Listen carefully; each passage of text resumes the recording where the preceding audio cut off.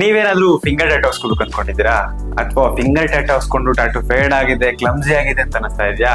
So ಹಾಗಾದ್ರೆ ಈ video ನಿಮ್ಗೋಸ್ಕರ. Hi, I am Sunil CK, founder of tattoo impact Mysuru. Finger tattoo ಹಾಕ್ಸ್ಕೋಕ್ಕಿಂತ ಮುಂಚೆ ಯೋಚನೆ ಮಾಡಿ ಮಾಡಿಸ್ಕೊಡಿ. ಏನಕ್ಕೆ ಅಂತ ಹೇಳಿದ್ರೆ, ಅಲ್ಲಿ ಫಿಂಗರ್ ಟ್ಯಾಟೂ ಏನಿದೆ ಜಾಸ್ತಿ ವಾಟರ್ ಯೂಸೇಜ್ ಮಾಡೋದ್ರಿಂದ ಅಥವಾ ಡೆಡ್ ಸ್ಕಿನ್ ಜಾಸ್ತಿ ಬರ್ತಾ ಇರುತ್ತೆ. ಸೊ ಹಾಗಾಗಿ ಟ್ಯಾಟೂ ಫೇಡ್ ಆಗೋ ಚಾನ್ಸಸ್ ಜಾಸ್ತಿ ಇರುತ್ತೆ. ಹಾಗೆ ಟ್ಯಾಟೂ ಹಾಕೊಂಡ್ಮೇಲೆ ಸ್ಕಿನ್ ಪೀಲ್ ಆಗೋ ಟೈಮಲ್ಲಿ ನೀವೇನಾದ್ರು ಫೋರ್ಸ್ಫುಲಿ ಪೀಲ್ ಮಾಡಿದ್ರು ಕೂಡ ಇಂಕ್ ರಿಜೆಕ್ಷನ್ ಆಗೋ ಚಾನ್ಸಸ್ ಜಾಸ್ತಿ ಇರುತ್ತೆ. ಸೊ ಹಂಗಾಗಿ ಫಿಂಗರ್ ಟ್ಯಾಟೂ ಒಂಥರ ಎಕ್ಸ್ಪೆರಿಮೆಂಟ್ ಟ್ಯಾಟೂ ತರ. ಹಾಗಾಗಿ ಯೋಚನೆ ಮಾಡಿ ನೀವು ಟ್ಯಾಟೂ ಹಾಕ್ಕೊಳ್ಳೋದು ತುಂಬಾ ಒಳ್ಳೇದು.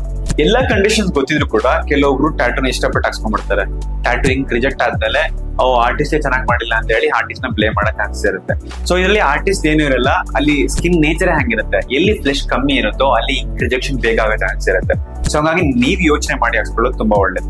ಹಾಗೆ ನಿಮ್ ಟ್ಯಾಟೂ ಬಗ್ಗೆ ಏನಾದ್ರು ನಿಮ್ಗೆ ಡೌಟ್ಸ್ ಇದ್ರೆ ಕಮೆಂಟ್ ಮಾಡಿ, ಅದಕ್ಕೆ ನಾವು ಆನ್ಸರ್ ಮಾಡ್ತೀವಿ.